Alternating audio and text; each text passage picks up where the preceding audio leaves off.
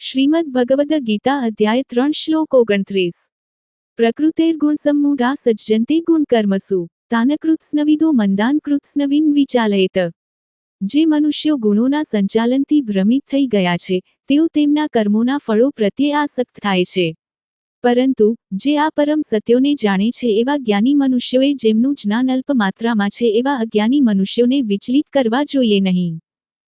એ પ્રશ્ન ઉપસ્થિત થઈ શકે કે જો આત્મા ગુણો અને તેમની પ્રવૃત્તિઓથી ભિન્ન છે તો પછી અજ્ઞાની લોકો શા માટે ઇન્દ્રિય વિષયો પ્રત્યે આસક્ત થાય છે?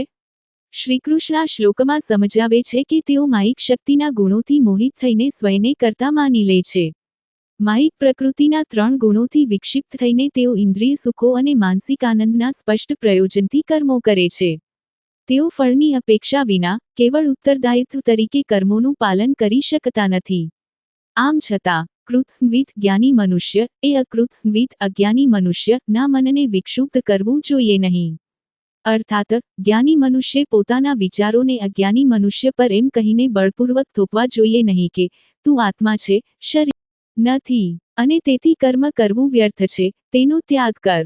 પરંતુ તેમણે અજ્ઞાનીને તેમના નિયત કર્મો કરવાનો ઉપદેશ આપવો જોઈએ અને ધીમે ધીમે તેમને આસક્તિમાંથી ઉપર ઉઠવામાં સહાયરૂપ થવું જોઈએ। આ પ્રમાણે આધ્યાત્મિક રીતે જ્ઞાની અને અજ્ઞાની વચ્ચેનો ભેદ પ્રસ્તુત કરીને શ્રીકૃષ્ણ અજ્ઞાની મનુષ્યોના મનને વિચલિત ના કરવાની એક ગંભીર ચેતવણી આપે છે।